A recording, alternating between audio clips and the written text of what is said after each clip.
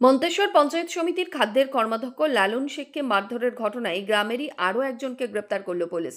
ধৃত সাবির খান জামনা পঞ্চায়েত এলাকার ইসনা গ্রামের বাসিন্দা বলে জানা গেছে।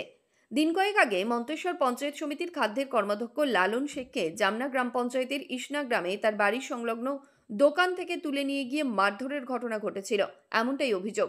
সেই ঘটনায় লালন শেখের স্ত্রী মন্তেশ্বর থানায় লিখিতভাবে অভিযোগ জানিয়েছিলেন। তার অভিযোগ ছিল, গ্রামের পঞ্চায়েতের সদস্যার স্বামী কয়েকজনকে সঙ্গে নিয়ে দোকানে ঢুকে লালন শেখকে বেধড়ক মারধর করে এবং একটি টোটো চাপিয়ে জোরপূর্বক তাকে কুসুমগ্রামে মারতে মারতে নিয়ে যাওয়া হচ্ছিল।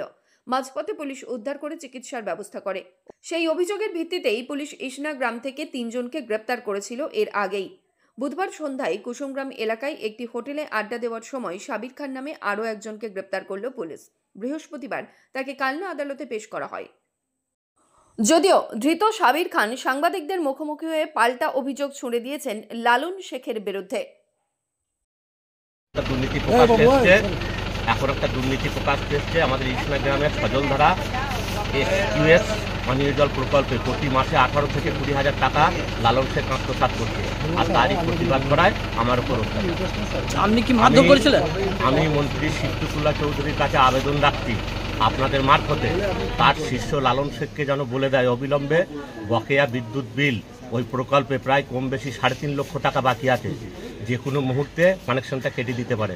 মানুষ পানীয় জল থেকে যদি বঞ্চিত হয় এরপরে কিন্তু জনবিস্ফোরণ হবে, সেটা বলে দিচ্ছি আপনাদের মারফতে।